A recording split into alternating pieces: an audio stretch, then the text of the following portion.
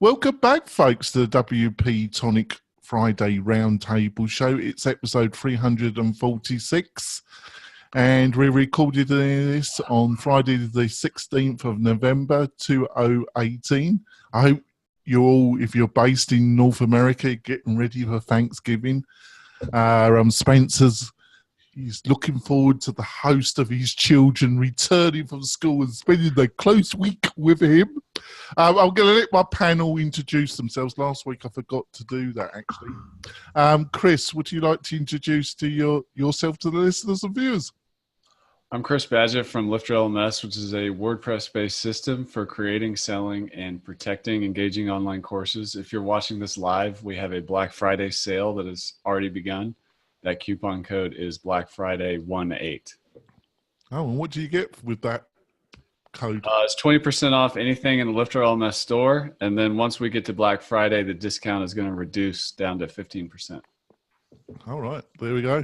John, are you going to reduce yourself?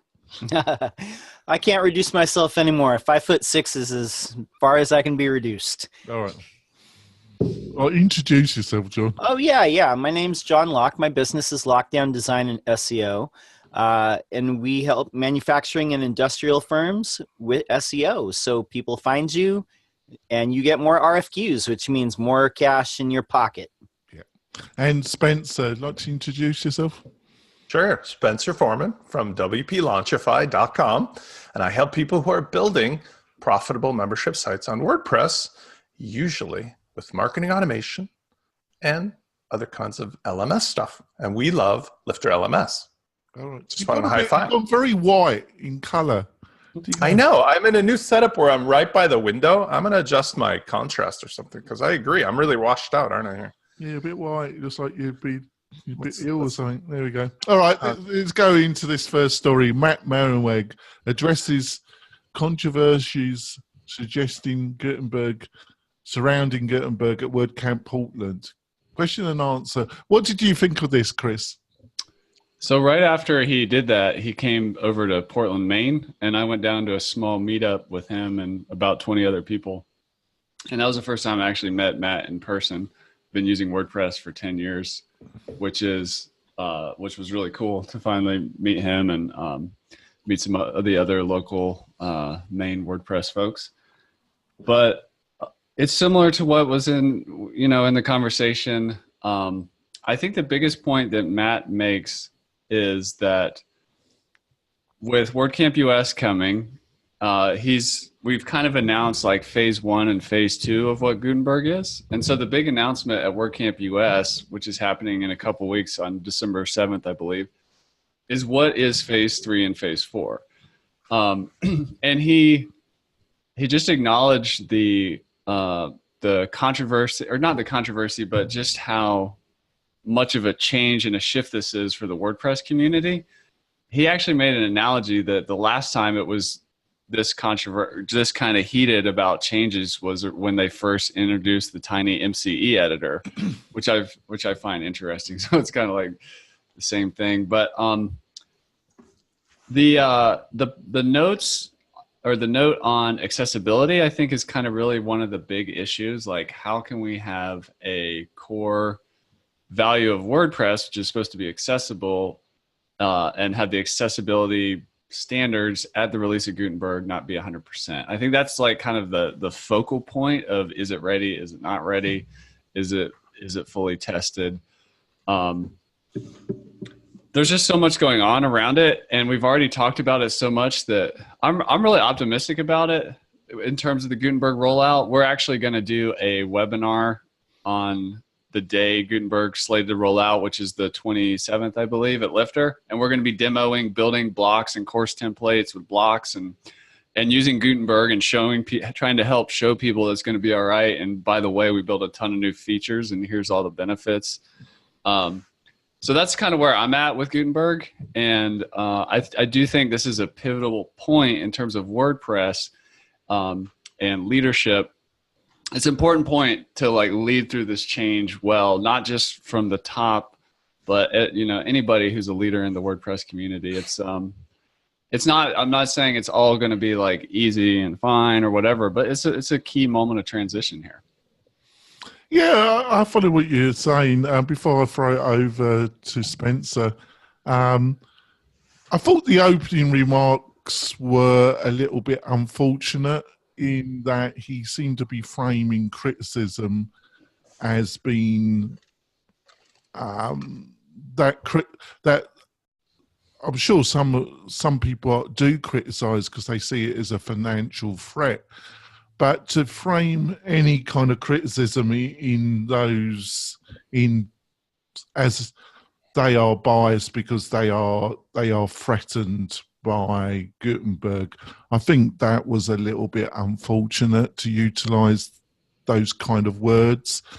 The other part I found personally interesting was his reflection is that he's had to utilize too much of Automatic's resources, i.e. personnel, to move this project forward. And he seemed to be hinting that other players in the WordPress ecosystem that also make large amounts of money, he seemed to be suggesting that he has been disappointed in them not contributing as many resources as he hoped to that project.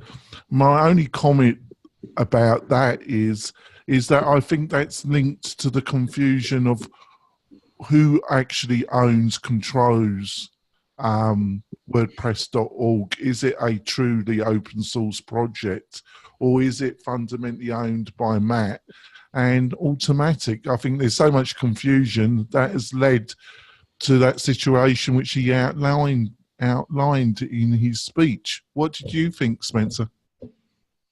Yeah, I mean, I look at this from a marketing perspective because that's how I see the world. And the marketing perspective is that really, what is the end goal that you're hoping to achieve for the base of people who are your fans, right? The fans are the people that make their living on using WordPress or doing WordPress services. And first of all, it seems like a bad idea in general to use something called ad hominem attacks to defend your position, which seems to be what's going on here. Ad hominem is where you attack the person instead of the position that they're maintaining, right? So it really seems like a bad idea to sort of go us versus you. You are against us because you don't like our idea because you're stupid or you don't get it. You can't, whatever. That seems to be a really bad position. And I can't judge Matt. I'm not in his shoes, but it seems like he's towing a really fine line between like ad hominem or not, right? Like you just don't get what it's like to be me or what this group of smarter people is doing. I mean, I'm not saying he said that specifically, but it seems awfully close. The other thing seems to be like, again, we learned from the Civil War here in the United States that even if the goal is to boost the sales of a particular commercial version or whatever comes of WordPress, it seems like it'd be better off if they had figured out a way to bring everybody in line or the majority of them in line. And maybe there would be a subset of people, but if I was to sort of have this time machine, I would have said, might have been a better idea to say, hey, there's going to be WordPress Classic and WordPress Super New and Improved, right? That way, if you want to go with us on the journey for the WordPress New and Improved, come with us. But all the rest of you can still be the big bosses of that open source thing that we started with without being alienated. Now, I just don't think that anybody in Silicon Valley has that kind of a mindset because I think those are the ones who are probably investing the most money, or at least those joint venture capital partners are the ones with that mindset. So they have the, let's get as many people to come on board this thing, and then one day we flip a switch and we change it and jettison all those poor suckers who came along for the ride believing in our granola, kind of mission, when in fact we really had an ultimate goal.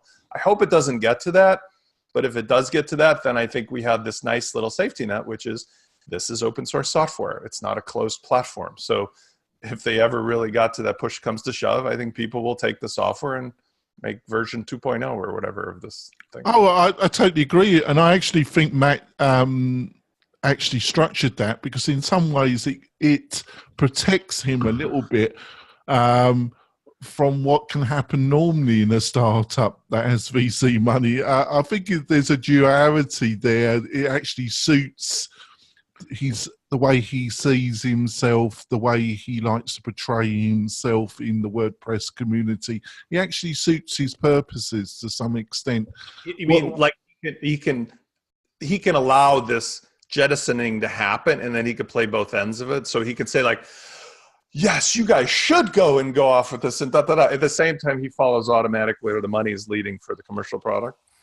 Well, it gives not quite actually, because that he would be an extremely cynical individual, and I don't sense that. I sense that he's a person of principle, but as a CEO of a very large company, there also had to be an effective CEO. There has to be a ruthless element of your personality, and he's clearly shown that in his career. When it comes to push to shove, he's prepared to be totally ruthless, which I don't actually I don't see that as a problem, because to be an effective CEO of a large company, you've got to be like that when it comes to it. But on the other hand, I do sense that he does have some fundamental principles. And I think he set this whole thing up because it guards him from different pressure groups. What do you think, John? As each of you alluded to, a lot of, I don't blame Matt necessarily, because the reason why he's doing these things, the reason why this project is going this direction is because they've taken VC money on. 31 or 32% of the web or whatever it is right now is not enough. They need, 50% or more. They need a moonshot. And when you take on VC money, you got to get exponential growth. So that's the reason why this project is going in this direction. They're trying to beef up WordPress.com to be a competitor to Squarespace and Wix and everything else. And this is anecdotal, but I'm going to tell you something. A lot of times we'll watch TV, late night TV with my wife, and I've been noticing like every night there's commercials on TV for WordPress.com. Never saw those before. So that tells you something. As Spencer said, they may jettison the automatic brain trust. They may jettison all the people who came along for the open source ride. I think we're already there. And that's why you're seeing things like the fork, like Classic Press. Now, for a product builder like Chris, the concern is you have to, go with what's happening, which is Gutenberg. That it's gonna happen. It's you just got to change with the times. I think once it all gets sorted out, in time, I think there's going to be some rough patches ahead, especially when it hits the mainstream market. Now, we all on this podcast know the inside, what's coming down the pike in WordPress, but even like people that I talk to that run agencies, they're kind of, still in the dark about this. So I think once it hits the mainstream and all the people who have websites out there that are running on WordPress and don't know that this is coming, I think you're going to see a truer reaction to what happens, and maybe some of those speed bumps will smooth out. But again, there's the Classic Press fork. There's the Classic Editor plugin, which will, should keep the editor in place until 2021. So, there's lots of options on the table. So. Well, it's very similar. I don't totally agree with what you're saying there, John. I agree almost 80% of it. I just don't push it. I think you are right, they need more growth. But the editor, the actual, I just spoke, I just had an interview that's going to go on the show with one of the leading people in Elementor. Yeah, thanks for that. I had a brain fart. And, they don't seem that too worried, because he had some really good points that they feel that their project, they've spent so many hours on it, and they've got a large team. They've spent so many hours on this, and it's going to take so long to catch up that by the time they catch up, they're going to be even further on the road. So, and I've also lost track of what the main point I was going to make. Well, the main point I was going to make is linked to our last week's conversation, is that in my editorial, I pointed out that I never considered WordPress to be legally, yes, it's open source, but I always saw it as a kind of hybrid where Matt had a much more authoritarian role with automatic, which I think was fine when everything's going great.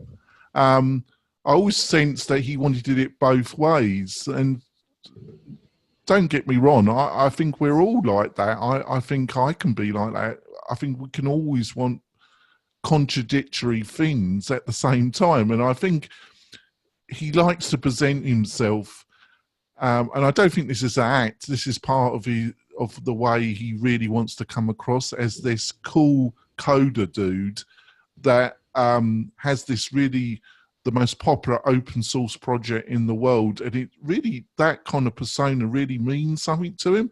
But then there's the hard-headed CEO part that's about making money, that has running a real business. And I think he really buys into that as well. And sometimes those two things can give very contradictory messages at the best, you know, and I think you're seeing that at the present moment.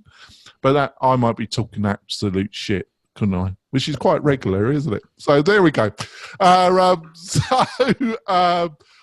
to the next story. The problem with easy technology. What did you think of this one, Spencer? I mean, it's one of those stories. I'm not sure why it was written. I mean, everybody has to fill in, but his premise is that there was some kids movie. I can't think of what it was, but it was where some humans, it was a cartoon, but like humans messed up the planet and they all had to go live on a space station where everything was sort of automated. And you guys help me out, your kids, but Wally.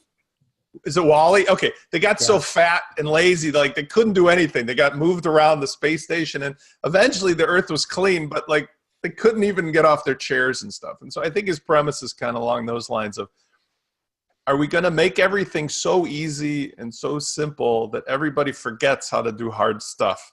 And I don't really think that's true, because I am in a lot of subculture stuff like flying and photography and videography and cooking. And like, there's people, I mean, it's weird. You go off on YouTube and you get into these things like, here's a guy hand making knives out of every material he can think of. Like, here's a cardboard knife. Here's a fabric knife. You know, I don't think humans will ever devolve into that. But at the same time, as a father of three, I really actually appreciate when I have 5 different ways to get something done in 2 seconds that used to take me all day to do. I mean, everything from my shopping to my cooking to my cleaning to whatever. So it's a nice conversation. It was an interesting story, but I don't think human beings have the capability to all turn into these, like, you know, blobs of jello that just get carted around. Or at least I shouldn't say the majority of people don't. I think most people will generally have some hobby or thing that they just do for the sake of doing because it's hard or it takes time or it uses their brain. Yeah, I understand why you would say that, actually, but I thought there was some deeper elements to his argument. I think he took the analogy of skiing. You know, I do a bit of skiing. That's why I still live in this area. You know, and if I didn't have a ski lift, it would be pretty hard to do skiing unless I was enormously wealthy like you, Spencer, and I can afford right. Hello. You can borrow my helicopter if you want. Yeah, exactly. That's right. But he's using an analogy also similar to Friedrich Nietzsche about, in his famous book, Kleinlasker, I think you pronounce it, about, you know, you can take a helicopter to get to the top of the mountain, or you can climb the mountain. Climbing the mountain is really difficult, but which one makes you feel the best? Which one will promote real growth in you? I would suggest actually climbing the mountain rather than taking the helicopter. And the point of life is struggle. And if you remove struggle, i.e. through technology, you remove purpose from life. I think that's what his key message in that article was, Spencer. What did you think, Chris? I think this is a perfect bridge, actually, from the last article. And I'm going to go big picture and put my anthropology and social psychology hat on here and say that, like, if you were talking about the CEO hat and then like the identity hat or whatever, I think the modern entrepreneur leader is, has a balance between people, profit, and planet. That's what builds world-class companies these days. It's not just about the money. It's not just about the people. Like all those things work together. You don't want to blow up the planet that the business exists on in the process either.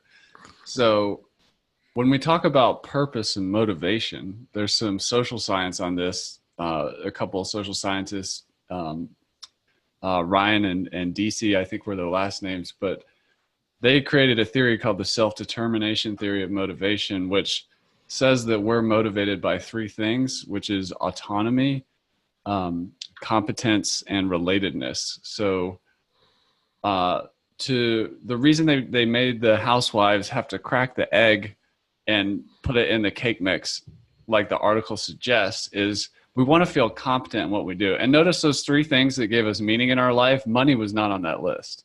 So being an individual and being autonomous and having some control and agency in our lives, this is what is extremely motivated, way beyond money. Well, I'm sorry to interrupt. I feel I might be deluding. It's the main thing that drives me. That's the main thing that drives me to continue trying to make a living the way I'm doing it, is for that purpose. And why are you putting together this panel on Fridays? So there's relatedness here. There's relationships with other human beings. And then competence. That's something that it feels good when we get better at SEO, selling, publishing, entrepreneurship, whatever it is. That feels good when we get better and become more and more competent and demonstrate competence and learn, just level up. I just want to interrupt again. I'm sorry to be slightly rude, but I think it's a fantastic insight. And that's one of the reasons why I introduced this article, is that I'm just going to put this to you and see what you think, Chris. That's the contradiction with technology, because if it makes everything simple, it's actually reducing the feelings of those things that you've just pointed out in a way, isn't it? So I would go back to Peter Diamandis's, I think it was Peter Diamandis's book called Abundance. You can have two perspectives. These can be the best of times or they can be the worst of times. Like never before have you had at your fingertips with all of this tech, the ability to, like me, I'm in a little shed in my garden, as you say, running an international company with my kids running around outside and like you couldn't do this 10 years ago. So this is amazing. This is amazing. But it is possible too, to what he mentions in the article, or she, to atrophy, to take technology and like lose all your relationships because you're plugged into the phone all the time, lose all your competence because you've got everything just kind of done for you. And, you're actually really giving up your autonomy because you're actually losing control and giving yourself over to the machines and modern technology. So you kind of got to make a choice, and it's not like a yes or no, but I think it takes a level of consciousness to decide how you interact with that technology. I mean, I have a background in mountain climbing. I've been to Nepal. I've been in the Himalaya. I've seen Mount Everest. I haven't climbed Mount Everest. I've climbed up pretty high nearby it, but I've also been in a plane like flying by the top of Mount Everest before. That's not as fulfilling as it is like being on the ground, moving up beside the mountain. And you have some basic technology to make sure you don't die in the process and don't lose your way. Which one do you want to do? Yeah, I think that's also, you've done well there. I'm not being patronising, but it's the same thing. You use the technology to climb the mountain, but you could fly over it, but that reduces the experience. It's finding a balance. What did you think, John? Oh, you want to say something, Spencer? I just want to add something in there real quick, is that the other part about it is the tools themselves expand your capability of how far one can go. For example, the tools and technologies of the previous century are what we built the tools of today's technology upon. And so they become foundational tools, right? I don't want to sit there and have to learn how to make an integrated circuit in order to develop a circuit board, in order to make an electronic measuring tool, in order to measure what I need to do for my project today. I just want to buy the measuring tool, like a multimeter or something. And I think that the human condition is that as each tool builds on itself and each invention and each technology builds on itself, we rise, if we don't devolve politically, into a state where now we can go farther and faster, and that's the next stage of like hacking and doing the next thing. today's like, we fly at 35,000 feet are replaced with, wow, we just flew to Mars and back in 6 minutes or something. That's the dream. And that's where I think that this is a sort of fallacious argument of like, oh, people are just going to get fat and lazy and sit around like being satisfied with watching TV all day. Before I throw it over to John, I just want to reply to that. I live in an area that has a lot of retired people, that have come from California, and put it. This is a sweeping statement, so it has a lot of untruth to it, but it has a certain level of truth also. A lot of them are extremely wealthy and comfortable. I've noticed that their lives are totally empty as well. This is my opinion. They live. I actually remember I was asked to go. It's over a year ago. I was asked to do a talk, and I won't go in. It was a group of very a mixture of conservative and liberals. It was actually at a church, and I was asked to do a presentation for them, and I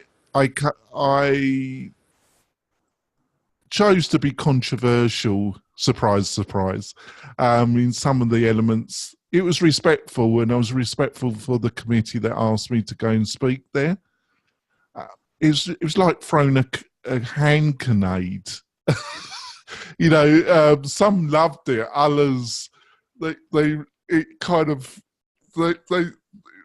was I could tell as I progressed through the presentation, it was like rabbits looking into headlights. They really didn't know what the hell was going on, and then some of them turned into anger, because if you're forced to look at something that you really don't want to look at, there's either you think about it or the knee-jerk reaction is to get angry.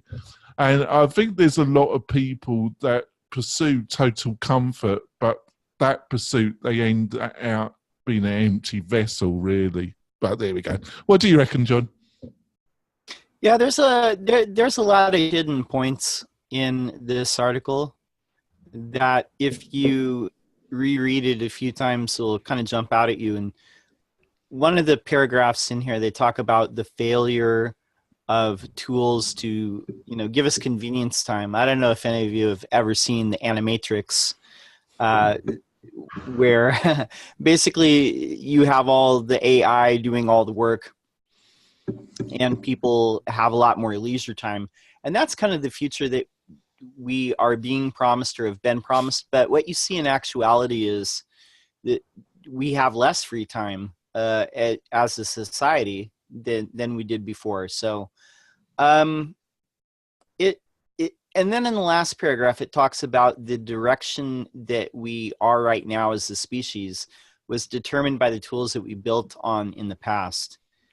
I think it's important to not be trapped by our tools or, the things that we seek to master, but to really have a self-determination of where we want to go as a species and as a planet. Because I'm not sure that the path that we're on right now is one that's going to be the most fulfilling. So, yeah, I think that's great. Yep. We're going to go for our break, folks. But before we do that, I want to talk about one of my great sponsors. I hope they're fulfilled, because then they can keep sponsoring this show. And I want to talk about Kinster Hosting. Kinster, what can I say about it? They specialize in WordPress hosting. They're one of my major sponsors. They've told me they're going to sponsor the show in 2019, so they must be happy. I'm happy that they are sponsored because they are a quality hosting company. And what do you get out of this, listeners and viewers? Well, if you're a consultant, developer, and you're looking for quality hosting, go to Kinster, because they've got staging site, they've got the latest versions of PHP, they've got one-click backup, got 24/7 really great support. That's really important. And they use Google Cloud as their backbone. So the performance is just breathtaking. So you get quality support 24 hours, you get all the leading technology you're looking for, and it's based on a platform that's totally rock solid. So go to kinsta.com and find out more. We're going for our break. We're back. We'll be back in a few moments with some other great stories. Back in a few. Coming back, got a bit philosophical in that second part. Spencer wasn't having it. He was saying it was just a load of old shit. So there we go. But you can't please them all, can you? On to the next one. And this is funny enough from Kingston. Honestly, I just did choose it from its total coincidence. Yeah, well, it was actually, because I just looked and I thought Brian Jackson, hopefully he will come back on the panel. I'll invite him. That might help, mightn't it?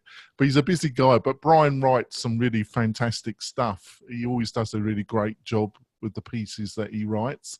And it's WordPress developer salary, average plus how to increase yours. What did you think of this one, John?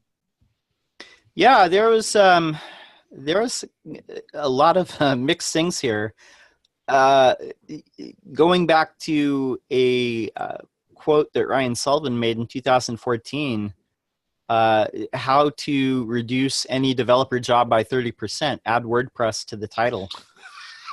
Very, very interesting, because you look at the comparison, and Drupal and Joomla developers earn significantly more on average. And also there's a segment of the WordPress development market that is very low. You know, if you look at Upwork, what people are charging, I would venture to say that probably most of these are not in the US or the UK, because I don't know how you could sustain a business doing this otherwise. $20 an hour is barely above minimum wage at this point in a lot of parts of the US. Well, I agree with you, but unfortunately, there's a lot of people that are working below $20 an hour, aren't they, in this country? Well, okay, so I'll just speak from my own experience here. When I first made the transition from being a W-2 employee in a totally different type of industry into being a freelancer, WordPress developer, build sites for people, I really had to retrain my brain, because up to that point, I think the most that I ever got paid per hour was maybe $20 an hour. So to me, that was a lot of money. And I think the first time that I raised my rates, it was to like $30 an hour. I was like, wow, yeah, $30 an hour. That's a lot of money. But I've increased it like several times since then. And is just getting a grasp of what it takes to, run a freelance business, which is different than having a job as a WordPress developer working in-house for a company or for an agency. It's a totally different ball Totally game. different. Totally different, because if you're an employee, they're going to add benefits and things like workman's comp on top of that. So your total cost is actually going to be much more than your actual salary to that company. So the best advice that I can give is really challenge yourself to what you think a lot of money is, and really look at your business realistically. If you want to earn more money, just charge more money and give more clues. I mean, that's tried advice that you hear all the time. But you really have to retrain your brain from being, if you're a freelancer, and specifically, you have to retrain your brain from being an employee to being a business owner, and adjust those costs accordingly. And just raise that money. Before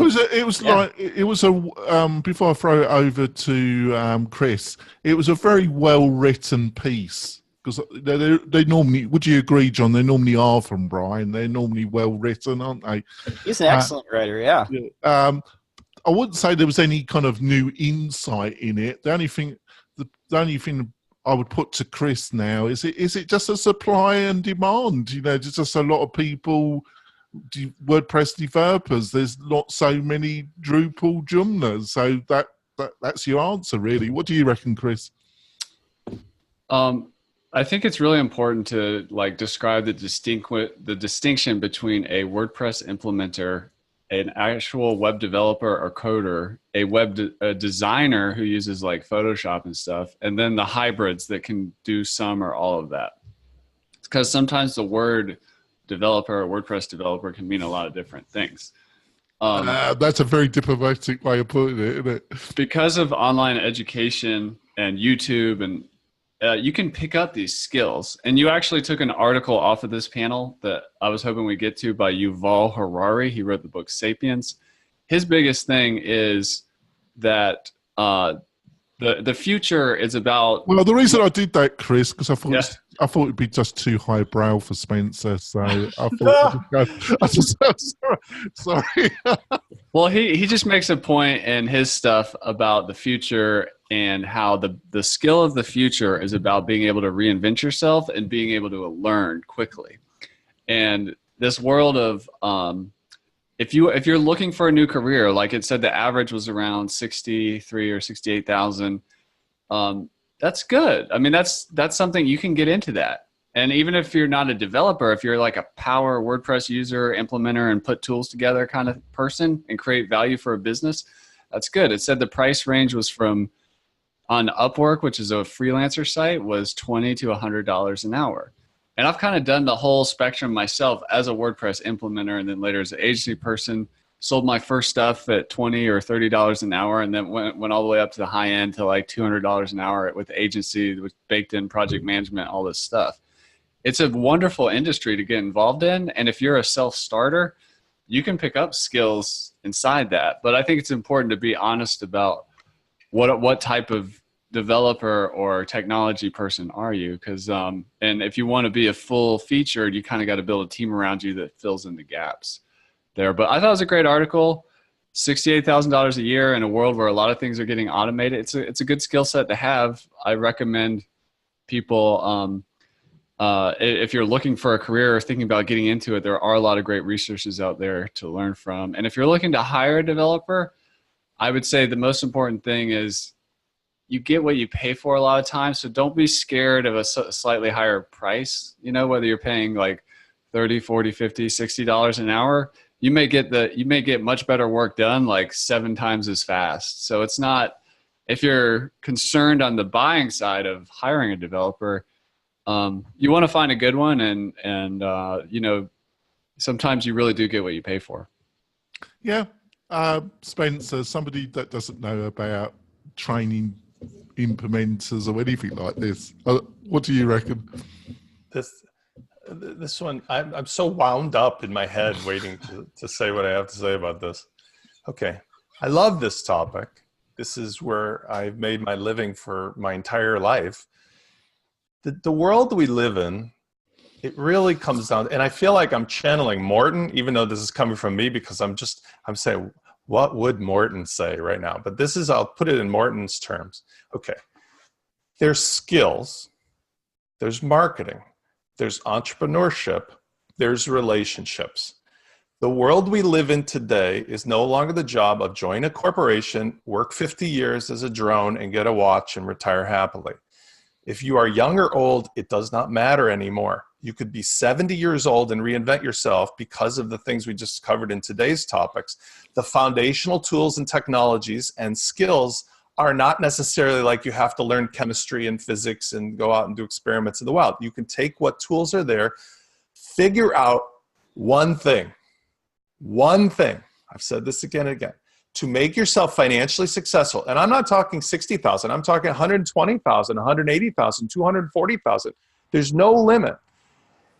Find a subset of people who have a pain point that you can solve by assembling existing stuff and delivering it in a way that makes them want to trust you and make you the person that is in the relationship to solve their pain. Marketing, Seth Godin's got an amazing new book out. This is Marketing. One of his examples was people who sell drill bits aren't selling drill bits. They're selling not just the hole that people want in the wall. They're selling the fact people want a hole in the wall because they want to put a shelf up. But they really want to put a shelf up because they want to clean up their house and display their pictures. And they get a sense of like satisfaction and awesomeness about how clean and tidy their world is and how amazing their house looks now.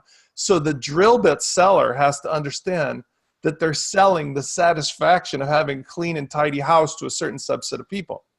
In the WordPress space, I've consistently made and taught people how to make far more than $68,000 by knowing nothing about development, nothing about writing themes or plugins, nothing about design or graphic arts or Adobe. It's find people who don't know anything, who want that shelf on the wall of their house, and then just go gather up all the stuff that's plain as day and put it in a package and charge what that feeling is worth to the person. And guess what? The person living in the real world who doesn't spend all day long like us talking about WordPress, thinking about WordPress, being on Upwork and so forth, guess what they think? They're used to paying a plumber $300 to come plunge a toilet, or a house painter $5,000 to paint their house. When you charge them $5,000 to put up their particular business website with membership and marketing automation, whatever, $5,000 sounds great. $10,000 sounds great. The people who get screwed, I'm not going to name names, but I've said this before, are the people that go into the red light district and try to compete against all the other prostitutes in the red light district for pick me, pick me, pick me. I'll work for this an hour or that an hour, and I'm better than this guy or that guy, whether they're in the US or abroad, it doesn't matter. As soon as you start competing in a town full of hookers, you're going to be a hooker. When you go and find your good relationship with somebody who wants a relationship, like a marriage, they will pay what the feeling is of having that relationship, which is real businesses who aren't spending all day long on the internet need WordPress. They need an online website. They need to have their business online. And you just have to be entrepreneurial enough to talk to them and find them. You have to be brave enough to realize that they're not looking for you on Upwork or any of those other services. They're or Elance or whatever it's called today. They're looking for you nowhere. You have to find them and be brave enough to say, hey, this is what you need and this is why you need it. And if you can figure that out and you just have the skill of understanding what these tools are, don't have to design them, just use them, you will succeed exponentially. And I will say from a salary standpoint, I've been a self-employed person my entire life. It's nonsense in US politics that these guys, certain politicians claiming that it's an entitlement for us to get our Social Security. That's obviously bullshit, because if 13% of your income goes as a self-employed person towards paying into this fund, it's not an entitlement. It was my money to begin with. But suck it up anyway, because it's the price of entry to have the freedom is you're going to lose like 15% off every dollar. But you know what you get in return for it? Full autonomy, not to have to answer to anybody. You can make your own life, your own decisions. And in a world where everything is evolving, guess what? When they start stirring up the bottom of the ocean, you know, the fishes and stuff, like that's where all the food and the opportunity comes from, stirring it up. If you're brave enough and smart enough to think like that, regardless of your age, you will succeed. Rant over. I think that was fantastic. I did, as usual, I didn't totally agree with it, but it was a fantastic rant. So I think we move on to the next one. Recovering SEO traffic and ranking after website design. The reason why I threw this in was obviously John's part of our panel, but also I've been dealing with a client, helping them out with a total fuck up of their website. Yeah. That shouldn't have happened, really. John, what did you think of this one? It was basic stuff, but I thought it was reasoned well, and it came from a good source, didn't it? Yeah, so it's basic stuff, you would think, but I'm just going to give a bunch of anecdotes here, and you can learn from this if you're planning to do a redesign of your site. If you're talking to an agency or someone or anyone that's going to redesign your site, what you should do is have a Google Analytics, have it set up in there. What I would do is set it up in something like SEMrush or Ahrefs for all the keywords that you're already ranking for, so you can have a point of marking what it was before you started this redesign and then what it is after, because a lot of people will just come up and say, oh, I'm not ranking, or I can't be found, and it's too vague. You need to be able to actually measure, where you were versus where you are now.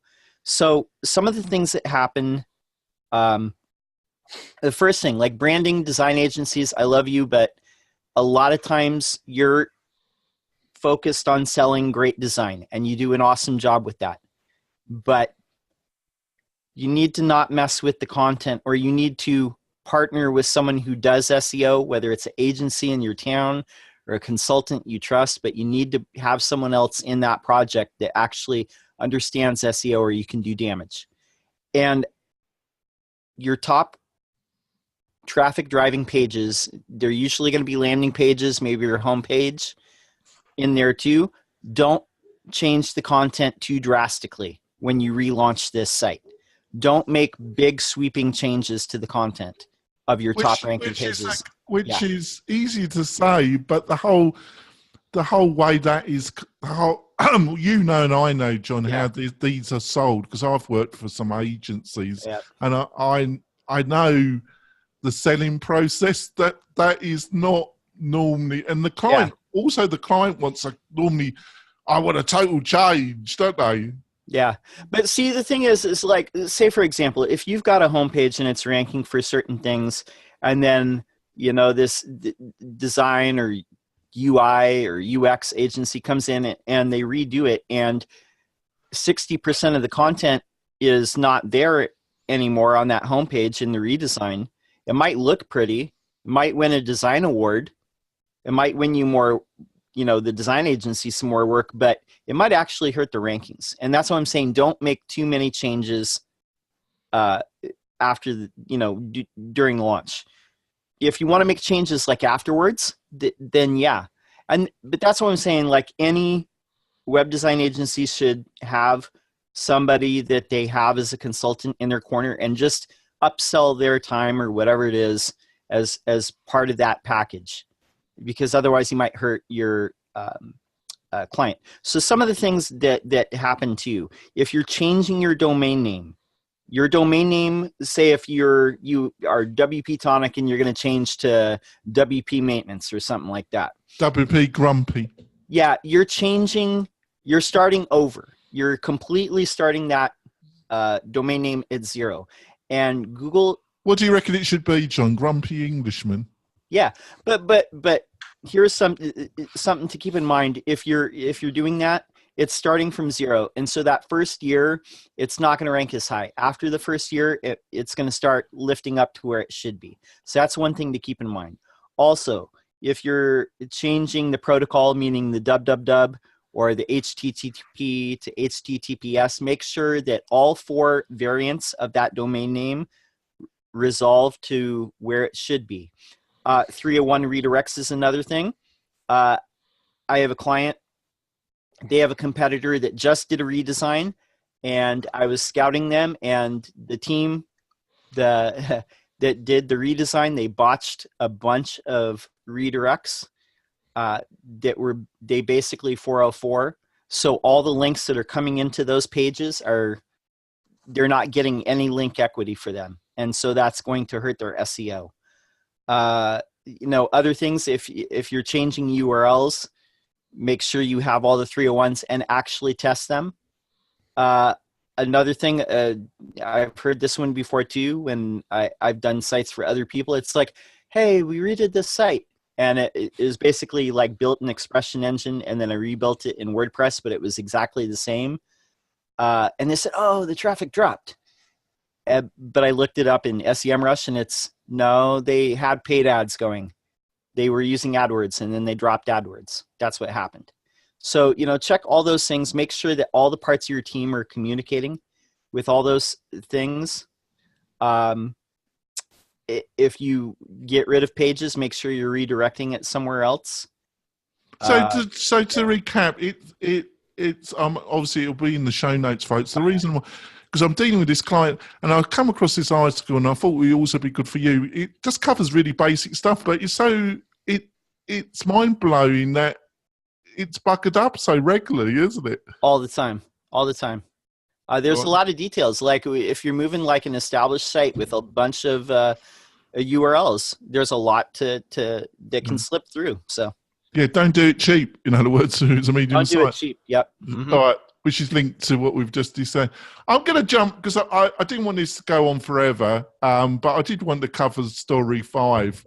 as well. It's a sad story, really, because we're coming to Thanksgiving. It's a bit sad, and it says something about the human condition to some degree. Couple and homeless man said to have made up story behind 4,000 GoFundMe campaign. What did you think of this one, Spencer? I originally remember the story from when it came out, because it was a feel good, and then it evolved into like a pissing contest of like those people took advantage, and then of course it became all this. The whole problem with things like this is that it causes a disruption of the people doing really good stuff in charitable cases, because it really could have been a really feel good situation from the first part of it before it went to the like pissing contest. And so I just concern myself only to that extent, that people have already become so cynical about so many things that it will cause an issue. I do feel, however, that this is just one of those,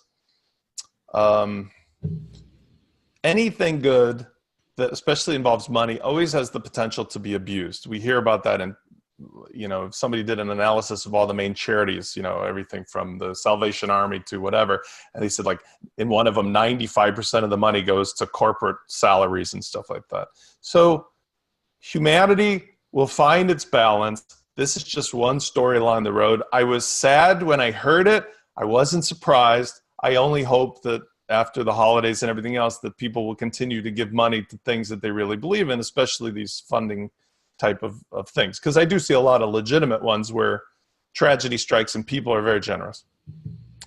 I think you had some great points. One of the other reasons why I thought this was a story, because it's linked to ongoing discussion we've been having on this panel about Facebook, about social media, it's about how people can be persuaded. Morton keeps going on and I keep oscillating by being influenced by Morton's point of view, and then there's part of me that want to reject it. Like you're persuaded to buy this, or you're persuaded to vote for this particular, because you see a load of Facebook comments and whatever. And I think to myself, no, I don't actually.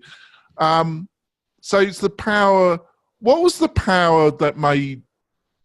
What was the good points about this, Chris, and what was the bad? Because it's really showed the generosity of people, but also it's got the most darkest element of the human condition as well, isn't it, Chris?